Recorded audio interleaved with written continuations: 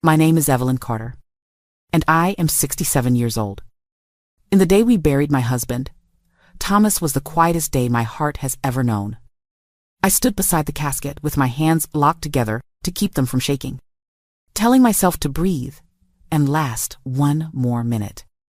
My phone vibrated in my purse. I did not want to look. A message waited from an unknown number. I am alive. That is not me in the casket. Do not trust the boys.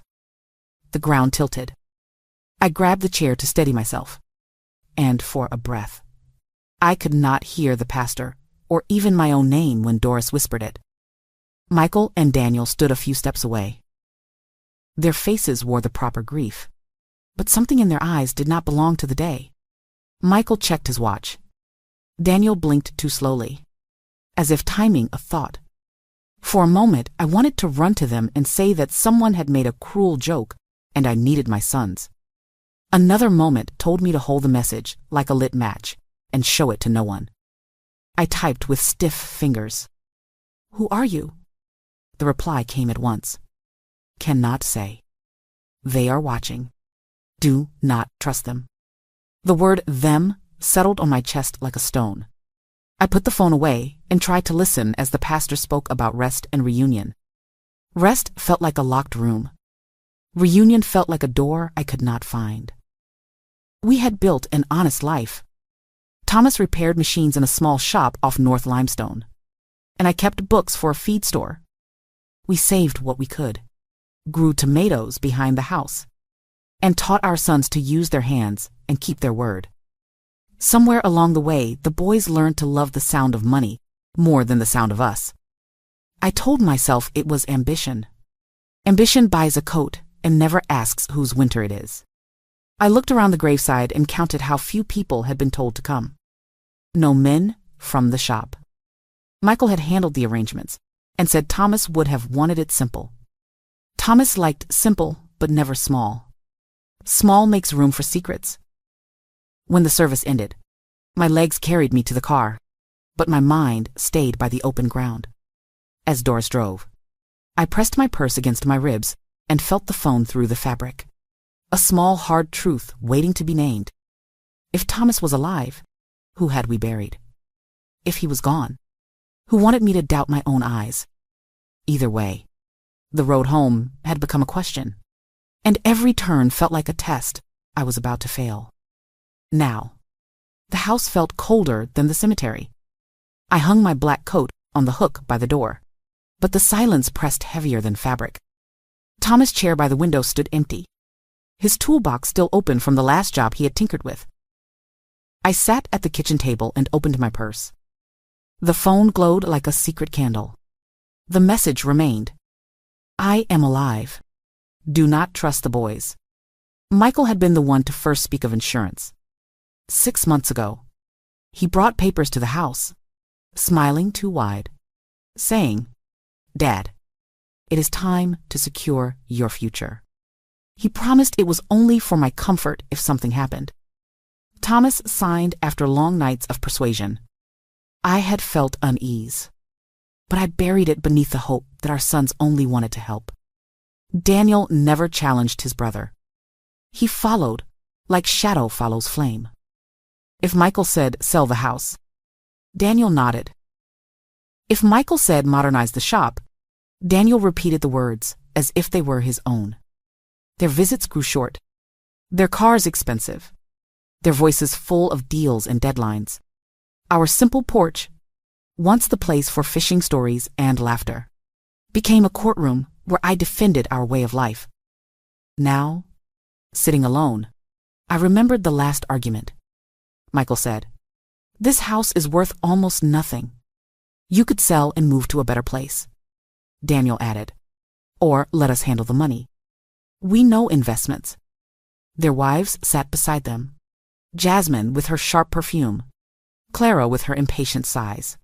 Both women, speaking of retirement communities as if I were already gone. Thomas had gripped my hand under the table, the pressure of his palm telling me he felt the insult as deeply as I did. I walked to his desk that night after the funeral. The drawer smelled of cedar and oil.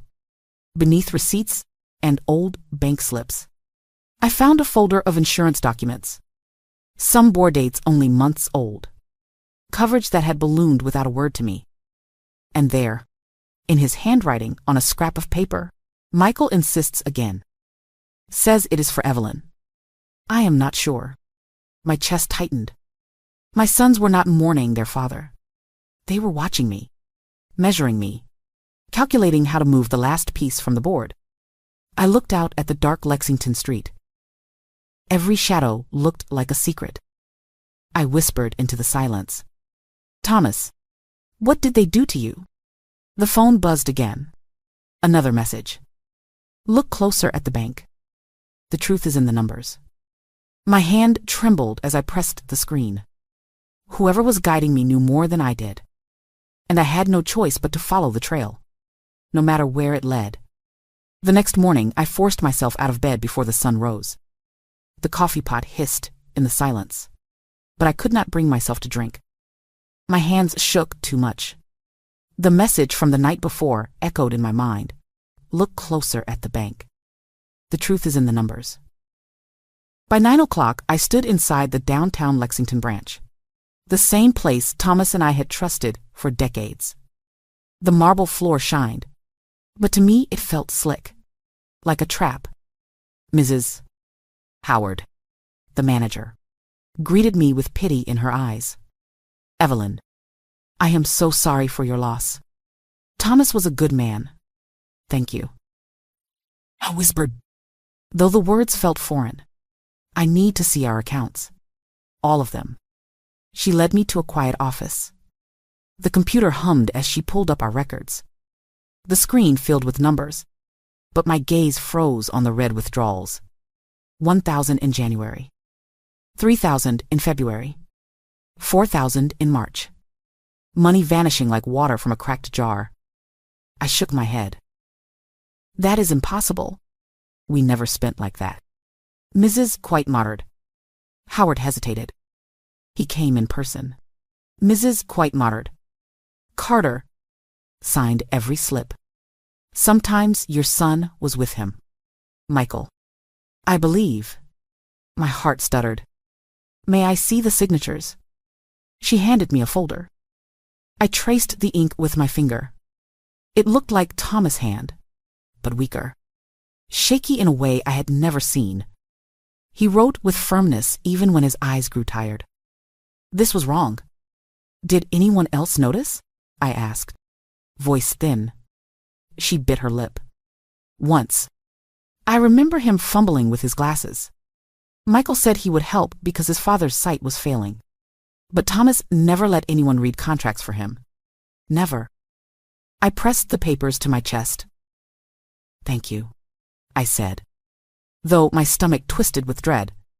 When I returned home, I spread the slips across the kitchen table. The sums added to nearly $8,000. Money gone without a trace. My breath came fast. My sons had not only pressed their father to raise insurance, they had drained our savings too. The phone buzzed again. New message. The insurance was their idea. They used the money for debts. Debts. The word struck like a bell in an empty hall. I stared at the glowing screen until the letters blurred. That night, I sat by Thomas' chair. The papers spread around me like fallen leaves. The shadows on the wall stretched long, whispering secrets I could almost hear.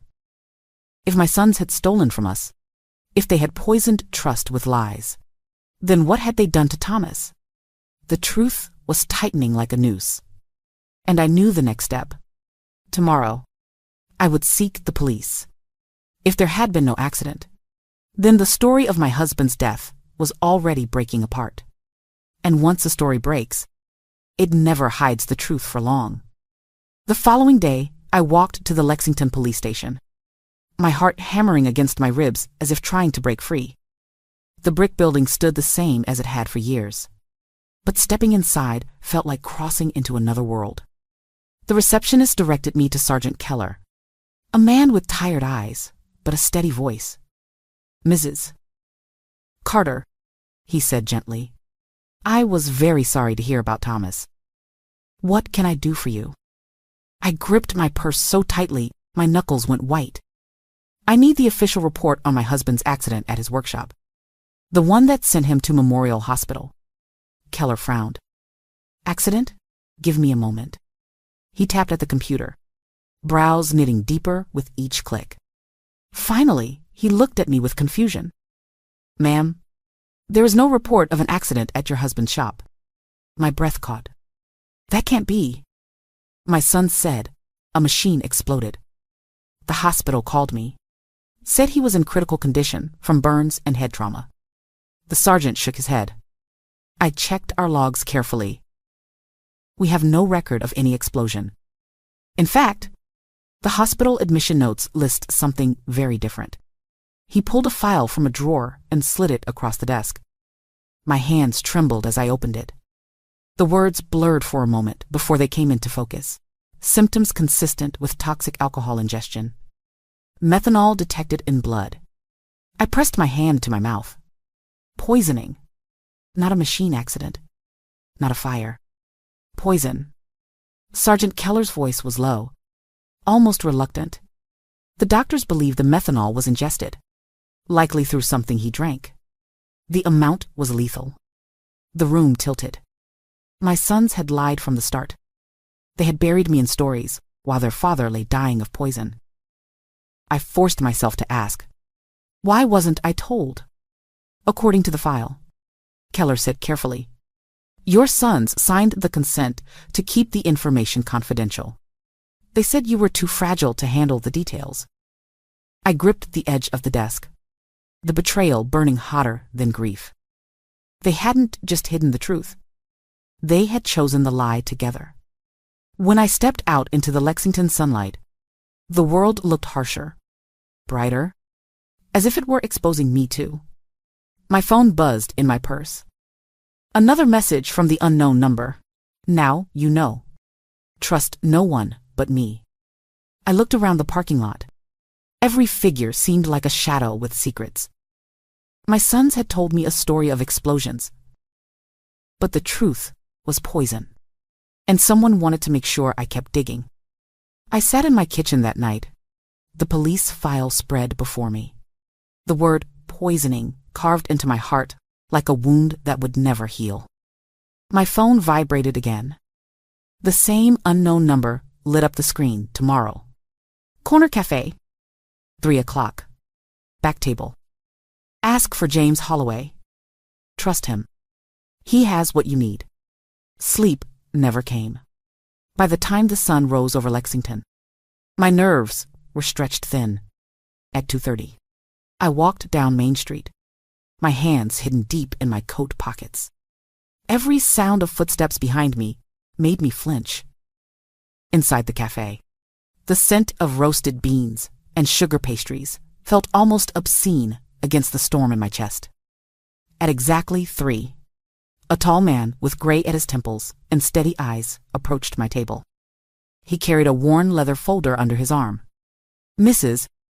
Carter? He asked softly. My name is James Holloway. I am a private investigator. He sat, lowering his voice. 3 weeks before he died, Thomas hired me. He said he no longer trusted your sons. He feared something was coming. He slid a small recorder across the table and pressed play. My husband's voice, tired but steady, filled the air.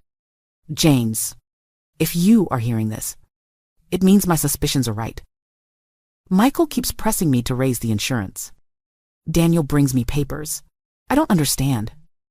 Yesterday, they asked what time I drink my coffee, whether Evelyn joins me. Their questions frighten me. If anything happens, it won't be an accident. I covered my mouth as tears blurred the cafe lights. Hearing Thomas again was both a gift and a torment. James pressed play on another file. This time it was Michael's voice, sharp and impatient. We cannot wait anymore. Dad is asking too many questions. The methanol is ready. In coffee, it will look like nothing. Then Daniel's reply, flat and cold. And Mom? Easy. Michael said, after Dad. She will be broken. We can make it look like grief drove her to suicide. The words stabbed me deeper than any knife. My own sons, planning not only their father's death, but mine. James unfolded bank statements and photographs from his folder. Michael owes $70,000 to a developer in Louisville.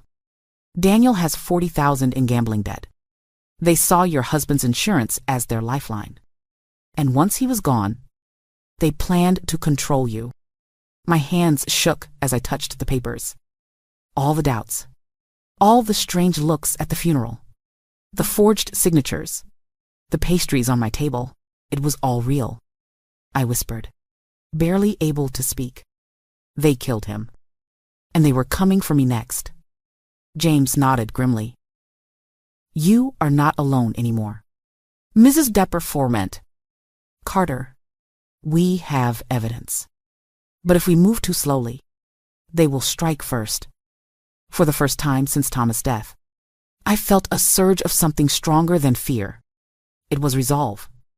The truth was now in my hands, and my sons had no idea that their own father had set the trap that would bring them down. The next morning, I awoke to a knock at the door.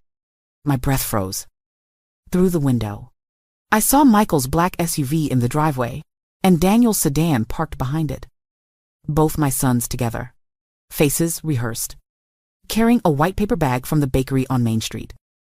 Mom, Michael said with his practiced warmth, we brought your favorite.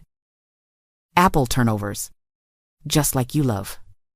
Daniel added quickly. And we made coffee. Special blend. Thought it might comfort you.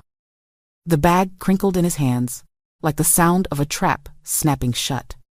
I remembered James' warning, don't eat or drink anything they give you. My smile was thin, my voice steady. Thank you, boys. But I already had breakfast. Michael's jaw twitched, just for a second, before he covered it with a sigh. Mom, you need to take care of yourself. We worry about you. They followed me into the kitchen, their eyes scanning the room as if measuring the walls for their plans. Daniel placed a stack of papers on the table. Contracts, medical recommendations, retirement facilities. He slid one forward with a pen.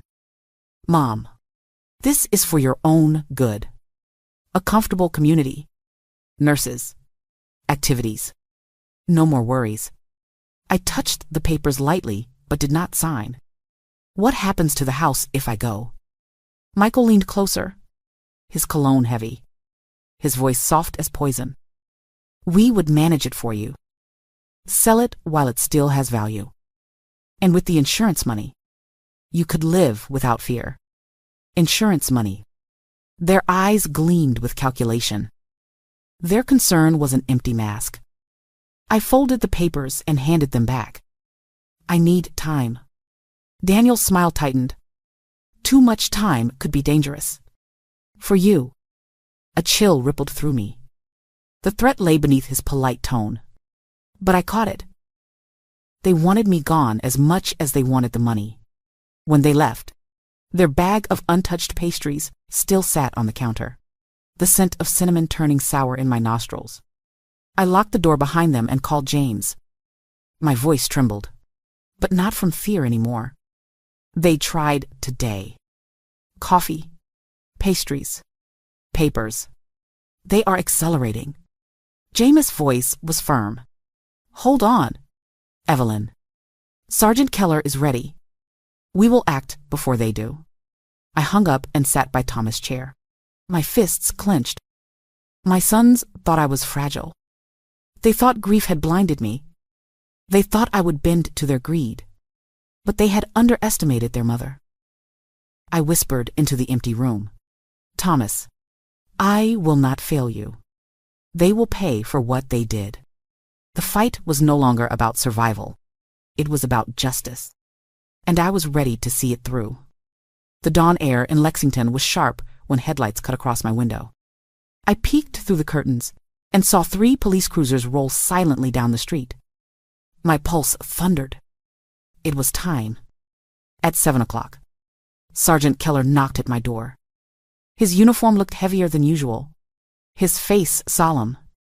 "Mrs. Carter, stay inside. We are moving now." I gripped the frame as I watched from my porch.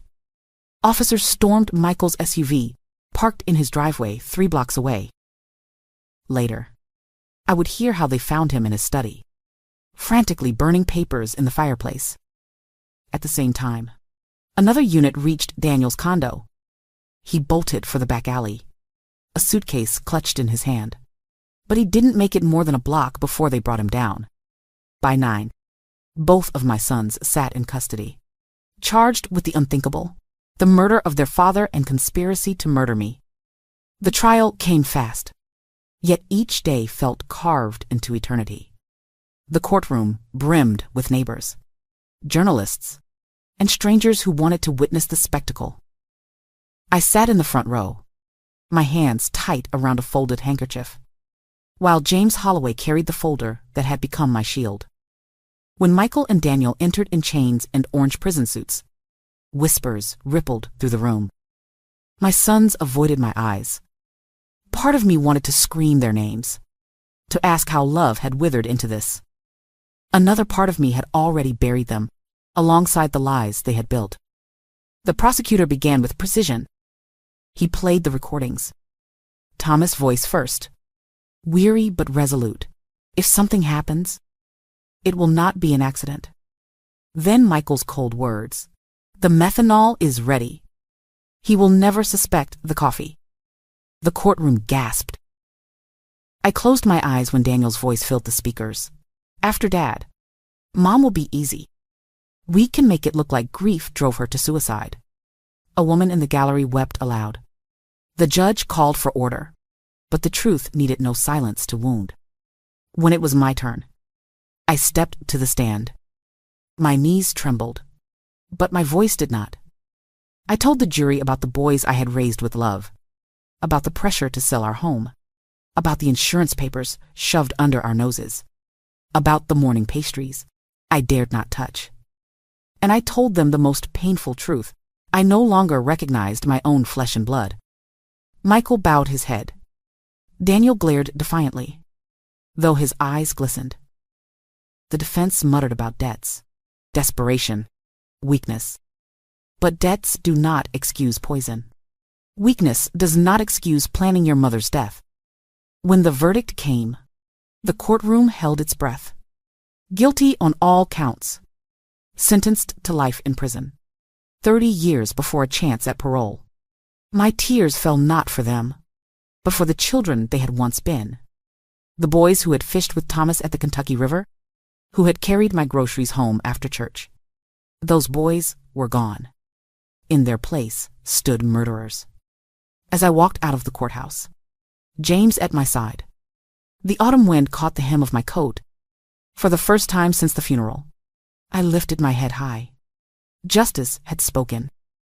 And though the price was unbearable, I had kept the promise I made to my husband's grave. The truth would not stay buried. 5 years have passed since the morning when justice finally reached my sons. I am 72 now, and the woman who once shook with fear at every phone buzz has become someone else entirely. Stronger, quieter, at peace. Thomas' old workshop no longer smells of grease and metal. I tore out the broken benches and planted roses and sunflowers. It is now the Carter Memorial Garden, a place where neighbors come to sit, where children run among the blossoms. Each Sunday, I cut fresh flowers and take them to the cemetery, laying them gently against the stone carved with Thomas' name. Beloved husband, betrayed father, honorable man. The foundation I created in his memory, the Carter Foundation for Victims of Family Betrayal, has grown beyond anything I imagined. We provide lawyers, counselors, and private investigators for families who face the same nightmare I once endured. Dozens of mothers and fathers now walk a safer road because Thomas had the foresight to hire James Holloway. As for my sons, Michael chose despair over redemption. He ended his own life behind prison walls. Daniel lives under constant care in a psychiatric ward. his mind broken by guilt and shadows. I mourn the boys they once were, but not the men they became. Blood may tie us, but love is measured by actions, and theirs were drenched in greed. James visits me often. Sometimes we drink coffee on the porch. Sometimes we walk through the garden, speaking of justice, of truth, of families both broken and healed. He has become my chosen kin. People in Lexington still whisper my story. Some call me a woman of iron. Others say I was cruel to send my sons away. But I know the truth, and the truth has set me free. If there is one lesson I have learned, it is this: family is not defined by blood alone. It is defined by loyalty, respect, and the refusal to harm the ones we claim to love. Lies may hide for a time, but truth has a way of surfacing. And when you have the courage to face it, even at the cost of your own heart, peace will follow. Each evening, as the sun slips behind the hills of Lexington, I sit on the porch with a cup of tea and feel the wind rustle through the trees. In that quiet music, I hear Thomas' voice, proud, gentle, reminding me that even in betrayal, love and justice can bloom again. When I look back on everything, I realize my story was never just about betrayal. It was about discovering what family truly means. I raised my sons with love, but love without respect can turn into a weapon. They chose greed over loyalty, and it cost them everything. I lost the boys I once knew. Yet I gained something deeper, the strength to stand for truth, even when it shattered my heart. Justice did not erase my pain, but it gave me peace. It taught me that blood does not guarantee devotion, and silence never protects what we love.